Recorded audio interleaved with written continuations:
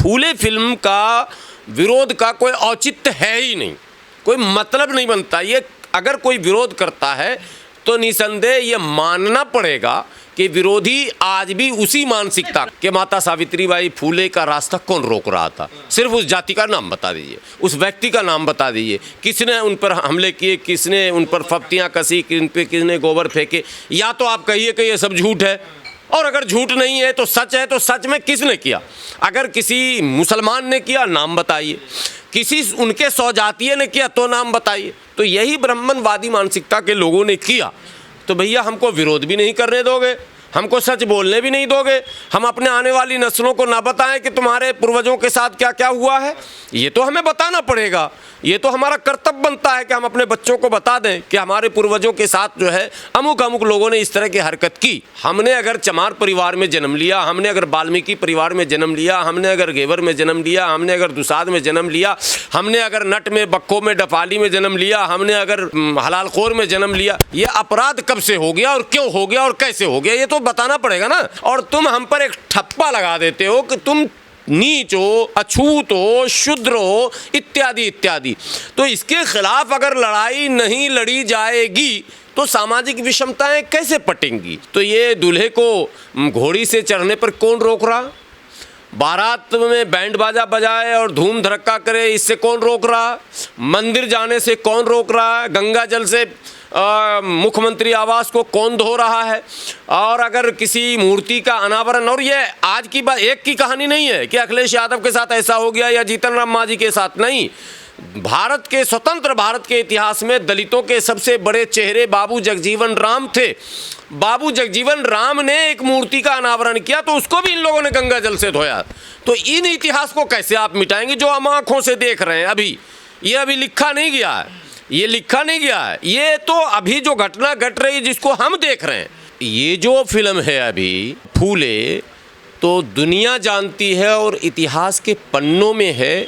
महात्मा ज्योतिराव फूले सामाजिक समरसता और सामाजिक समानता की लड़ाई वो लड़ते रहे हैं। और जिस सामाजिक न्याय की बात आज तथाकथित राजनेता करते हैं, काम तो नहीं करते, बात करते हैं, उस सामाजिक न्याय की लड़ाई जीवन भर जो है महात्मा ज्योतिबा फूले लड़े। क्या इतिहास के पन्नों से उस कहानी को आप हटाएंगे जिसमें माता सावित्रीबाई फूले शिक्षा देना चाहती हैं? तो सवाल ये पैदा होता है कि आज वर्तमान की सरकार सबको साक्षर करना चाहती है, सब पढ़ें, सब बढ़ें, चलो स्कूल चलें, साक्षरता अभियान दुनिया जहान सरकार चला रही है। करोड़ों रुपए सरकार उस पर खर्च कर रही है, अरबों रुपए खर्च कर रही है, आंगनवाड़ी इत्यादि इत्यादि, बेटी पढ़ाओ बेटी बचाओ, सारी कहानियाँ जिस पर अरबों रुपए का खर्च है। तो उस ज़माने में जब माता सावित्रीबाई फूले महिलाओं को साक्षर करना चाह रही थी तो उस समय के दबंग लोगों को या शासक वर्गों को ये चाहिए था कि वो माता सावित्रीबाई फूले का सम्मान करते, उनके पढ़ाई वाले अभियान को बल प्रदान करते और महिलाएं पढ़ लें इसके प्रयास में उनका सहयोग किया जाता। लेकिन हुआ क्या? विरोध। और विरोध ऐसा वैसा नहीं हुआ कि शाब्दिक विरोध हुआ हो, बल्कि फिजिकल अटैक किया गया उस पर। गोबर डाले गए, कीचड़ डाले गए, रोका गया, रास्ता रोका गया, घर निकाला तक का मामला हो गया। यानी इतना बड़ा सामाजिक दबाव था कि महात्मा ज्योतिराव फूले के पिता को ये निर्णय लेना पड़ा कि नहीं, घर छोड़ना पड़ेगा। तो क्या इतिहास से इसको आप मिटाएंगे?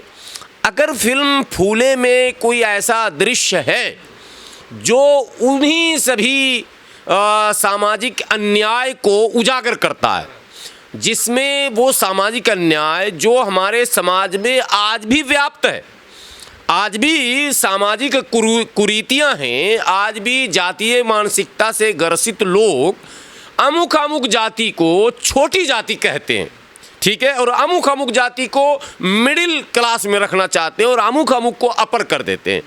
तो ये जो विषमताएं हैं, उन विषमताओं को पाटने के लिए जिन महापुरुषों ने प्रयास किए हैं जीवन में, उनकी सराहना अगर आप नहीं कर सकते हैं और विरोध करते हैं तो आपकी मानसिकता तो जग जाहिर है। फिर आज भी आप स्वीकार नहीं करते हैं, इसका मतलब यही है। तो फूले फिल्म का विरोध का कोई औचित्य है ही नहीं, कोई मतलब नहीं बनता। ये अगर कोई विरोध करता है तो निसंदेह ये मानना पड़ेगा कि विरोधी आज भी उसी मानसिकता का। ब्राह्मण कह रहे हैं हमें नीचा दिखाया जा रहा है इस फिल्म में। नहीं, कैसे दिखाया जा रहा, कौन सा ऐसा दृश्य है? हमने तो किसी के ऊपर अपराध किया ही नहीं ना, हमने किसी को रोका है। आज के डेट में आप आ जाइए तो ये दूल्हे को घोड़ी से चढ़ने पर कौन रोक रहा? बारात में बैंड बाजा बजाए और धूम धड़क्का करे, इससे कौन रोक रहा? मंदिर जाने से कौन रोक रहा है? गंगा जल से मुख्यमंत्री आवास को कौन धो रहा है? और अगर किसी मूर्ति का अनावरण, और ये आज की बात, एक की कहानी नहीं है कि अखिलेश यादव के साथ ऐसा हो गया या जीतन राम मांझी के साथ, नहीं। भारत के, स्वतंत्र भारत के इतिहास में दलितों के सबसे बड़े चेहरे बाबू जगजीवन राम थे। बाबू जगजीवन राम ने एक मूर्ति का अनावरण किया तो उसको भी इन लोगों ने गंगा जल से धोया। तो इन इतिहास को कैसे आप मिटाएंगे जो हम आंखों से देख रहे हैं? अभी ये अभी लिखा नहीं गया है, ये लिखा नहीं गया है, ये तो अभी जो घटना घट रही है जिसको हम देख रहे हैं। तो हम तो उस वर्ग से पूछना चाहते हैं कि क्या आपकी मानसिकता ऐसी क्यों है? आप एक तरफ कह रहे हैं, देखिए उस मानसिकता को बल देने वाले संगठनों में से एक संगठन आरएसएस है, जिसको हम लोग मानते हैं, क्या है नहीं है छोड़ दीजिए, लेकिन धारणा यही है कि उस व्यवस्था की वो पोषक है। लेकिन आरएसएस के सरसंघचालक मोहन भागवत तो दलित की बच्चियों से शादी करने, रोटी बेटी का रिश्ता करने की वकालत कर रहे हैं। ये स्वागत योग्य बात है। समाज में ये अगर धारणा बन जाए कि कोई छोटा नहीं कोई बड़ा नहीं, बराबरी से बिरादरी, बराबरी से बिरादरी, आप कलेक्टर हैं हम कलेक्टर हैं, आप डॉक्टर हैं हम डॉक्टर हैं, समझिए इक्वल स्टेटस हो गया। लेकिन हम कलेक्टर भी हैं और अगर एससी के हैं, एसटी के हैं, ओबीसी के हैं तो साहब हमारे पे टैग एक्स्ट्रा आप लगा देते हैं। एक्स्ट्रा टैग आखिर आप क्यों लगाते हैं? ये सवाल हम किससे पूछेंगे? आप सब बताइए। जो विरोध कर रहे हैं मैं उनसे कहना चाहता हूँ, ये समय है, स्वर्ण युग है आपको इन चीज़ों को मिटाने का। ये अपने काले इतिहास अतीत से डर रहे हैं आज के लोग? नहीं, डर नहीं रहे हैं। उन्हें लगता है कि फिल्मों के माध्यम से, उपन्यास के माध्यम से, यूट्यूब के माध्यम से, सोशल मीडिया के माध्यम से, नुक्कड़ नाटक के माध्यम से, गाने के माध्यम से अमुक समाज को ये संदेश जो दिया जा रहा है कि तुम्हारे साथ ये अत्याचार हुआ, इससे हमारी छवि बिगड़ रही। तो छवि आप बनाने का कब आप प्रयास कर रहे हैं वो तो बताइए। आपने कौन सा पहल किया वो तो बताइए। एक दलित सांसद अगर महाराणा सांगा पर कटाक्ष करता है तो उसके जीभ काटने, उसके कान काटने, उसके गर्दन काटने और यहाँ तक कि उसके शहर को तहस नहस करने के लिए भीड़ लग जाती है। आप समझिए, नंगी तलवारें लहराई जा रही है और मार देंगे और काट देंगे की बातें की जा रही हैं। आपको दलित सांसद भी पसंद नहीं है, बर्दाश्त नहीं है। आपको लोकसभा में कोई बोलता हुआ जोरदार चेहरा मोच रखता हुआ चंद्रशेखर आज़ाद पसंद नहीं है। तो आपको पसंद क्या है? ये आपकी मानसिकता का मन प्रमाण है कि जाति वाली मानसिकता है आपके अंदर आज भी, कि आप आज भी, एक बात बताता हूँ, आरक्षण को तो समाप्त इन लोगों ने कर ही दिया, चाहे आप डायरेक्ट बोलो या इनडायरेक्ट। न नौकरी है न आरक्षण है। पूरा रेलवे जो है निजीकरण की ओर, पूरा डीटीसी, जितने भी ट्रांसपोर्ट कॉरपोरेशन है हर राज्य के, वो निजीकरण की ओर, अस्पताल निजीकरण की ओर, शिक्षण संस्थाएं निजीकरण की ओर हैं। तो नौकरियां तो हमारी ख़त्म है। नौकरियां ख़त्म है तो मान के ही ये चला जाएगा कि आरक्षण भी लगभग दम तोड़ चुका। एक पॉलिटिकल रिजर्वेशन बच गया जिसके बल पर जीतते हैं, उसका काट इन लोगों ने ये निकाला है कि उस सीट से ऐसे दलित को सामने लाया जाए जो स्वयं दलित विरोधी हो, जिसकी मान, हाँ ऐसे ही को, और वो इनके प्रकार ये ढूंढ भी लेते हैं, उनको प्रशिक्षित भी कर देते हैं ताकि तुम समाज की बात नहीं करोगे, पार्टी की बात करोगे, पार्टी की आइडियोलॉजी की वकालत करोगे और तुम रहोगे मेरे बंधुआ मजदूर गुलाम, जिसको बाबा साहब ने अपने किताबों में मजल डॉग कहा है। सीधी सी बात, ठीक है, जो न भौंकता है न काटता है। भौंकना तो दूर की बात, काटना तो दूर की बात है, वो भौंक भी नहीं सकता, ठीक है। तो मैं ये बात देश की बड़ी आबादी से ये कहना चाहता हूँ कि इस पर डिबेट तो होना ही चाहिए, इस पर बहस तो होनी चाहिए कि मेरा क्या कसूर है। हमने अगर चमार परिवार में जन्म लिया, हमने अगर वाल्मीकि परिवार में जन्म लिया, हमने अगर घेवर में जन्म लिया, हमने अगर दुसाद में जन्म लिया, हमने अगर नट में, बक्को में, डफाली में जन्म लिया, हमने अगर हलालखोर में जन्म लिया, ये अपराध कब से हो गया और क्यों हो गया और कैसे हो गया, ये तो बताना पड़ेगा ना। हमने जन्म लिया, किसी का अगर अधिकार है किसी के बस में है क्या जन्म लेना कि नहीं मैं चाह रहा हूँ मैं फलां खानदान में ही जन्म लूँ, गांधी परिवार राहुल में ही जाके उस परिवार में जन्म लूँ ताकि जन्म लेते प्रधानमंत्री बन जाऊँ। अगर ये अधिकार मनुष्य के बस में होता तो सब वहीं राजा के घर में ही जाके पैदा होता। तो जो हमारे बस में नहीं है, हम पैदा होते हैं और ज्यों हम समाज में बड़े होते हैं तुम हमारा नामकरण कर देते हो, वर्गीकरण कर देते हो और तुम हम पर एक ठप्पा लगा देते हो कि तुम नीच हो, अछूत हो, शुद्र हो, इत्यादि इत्यादि। तो इसके खिलाफ अगर लड़ाई नहीं लड़ी जाएगी तो सामाजिक विषमताएं कैसे पटेंगी। तो महात्मा ज्योतिबा फूले तो हमारे लिए आदर्श हैं कि उन्होंने एक बड़ी लड़ाई लड़कर एक रेखा खींची और एक मैसेज आने वाली नस्लों को दिया है कि देख लो ओबीसी के लोग, माने ओबीसी वर्ग के लिए बड़ी बात है, जो उसमें से बहुत सारे वर्ग, ओबीसी में भी एक बीमारी है ना, ओबीसी मतलब सिर्फ ब्राह्मण टारगेट पे नहीं है। मेरी बातें थोड़ी अलग हैं, मेरी बातों को समझिए। ब्राह्मण ओबीसी को कह रहा है शूद्र और ओबीसी जो है वो दलित को कह रहा है नीचा और दलित कह दे आदिवासी को नीचा। ये भैया ये तो सबकी मानसिकता एक जैसी हो जाएगी। आप सामाजिक समानता की बात कीजिए, समता सम्मान इक्वलिटी जो है ये ह्यूमन नेचर है। नौकर जो आपके घर में झाड़ू लगाता है ना, वो भी सम्मान का भूखा होता है।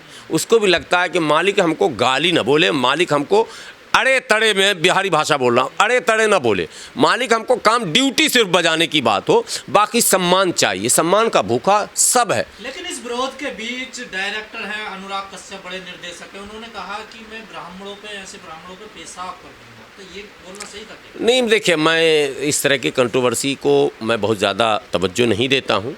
अनुराग कश्यप अच्छे डायरेक्टर हैं, लेकिन शब्दों के चयन में हाँ शब्द अच्छे होने चाहिए। हमें ये दिखाना चाहिए कि हम संस्कारी हैं। देखिए हम ब्राह्मणवाद को गाली नहीं देंगे किसी कीमत पर। ठीक है, उनकी मानसिकता, उनको मुबारक हो। हम ये संघर्ष जारी रखेंगे और हमारी संख्या बड़ी है, हम सफल भी होंगे और हो भी रहे हैं। आज ऐसे एससी और एसटी समाज के लोग हैं जो मंचों पे दहाड़ रहे हैं और हजारों लाखों लोग सुन रहे हैं और मज़े से हवाई जहाज़ से उड़ रहे हैं और कुछ चीज़ें नहीं ज़रूर मिली है मगर बहुत कुछ हमने लिया है संघर्ष से। हम संघर्ष से वो सब कुछ भी ले सकते हैं जिसकी आवश्यकता है। दुर्भाग्य से उसके बीच में हमारे बीच जयचंद और मीर जाफर घुस जाते हैं, नहीं तो हमारे पास तो सब कुछ सत्ता भी हमारे ही पास रहेगी। ये भी कह रहे हैं कि ब्राह्मणों ने दलित पिछड़ों को पढ़ने नहीं दिया, इन्हें आगे नहीं बढ़ने नहीं तो वो तो गलत नहीं कह रहे हैं, वो इतिहास कह रहा है। अब मैंने सवाल पूछा, एक बड़े चैनल पर डिबेट में मैं गया था, मैंने कहा हमें आप सिर्फ ये बता दीजिए कि माता सावित्रीबाई फूले का रास्ता कौन रोक रहा था। सिर्फ उस जाति का नाम बता दीजिए, उस व्यक्ति का नाम बता दीजिए, किसने उन पर हमले किए, किसने उन पर फप्तियाँ कसी, किन पे किसने गोबर फेंके। या तो आप कहिए कि ये सब झूठ है, और अगर झूठ नहीं है तो सच है, तो सच में किसने किया। अगर किसी मुसलमान ने किया नाम बताइए, किसी उनके सौजातीय ने किया तो नाम बताइए। आप सारे लोग सन्नाटा नहीं भाई, तो किया किसने? तो यही ब्राह्मणवादी मानसिकता के लोगों ने किया। तो भैया हमको विरोध भी नहीं करने दोगे, हमको सच बोलने भी नहीं दोगे, हम अपने आने वाली नस्लों को ना बताएं कि तुम्हारे पूर्वजों के साथ क्या क्या हुआ है। ये तो हमें बताना पड़ेगा, ये तो हमारा कर्तव्य बनता है कि हम अपने बच्चों को बता दें कि हमारे पूर्वजों के साथ जो है अमुक अमुक लोगों ने इस तरह की हरकत की। मगर इसके साथ एक बात एडिशनल मैं कहूँगा कि मैं अपने आने वाली नस्लों को ये कतई नहीं कहूँगा कि आप भी उसका बदला लें। नो, आप रेस में आगे बढ़ें, आप इनके रुकावटों के बाद भी पढ़ें, आप अफसर बनें। आपके रास्ते को आज भी रोका जाएगा, चाहे वो पॉलिटिकली हो, चाहे वो सोशली हो, चाहे वो इकोनॉमिकली हो,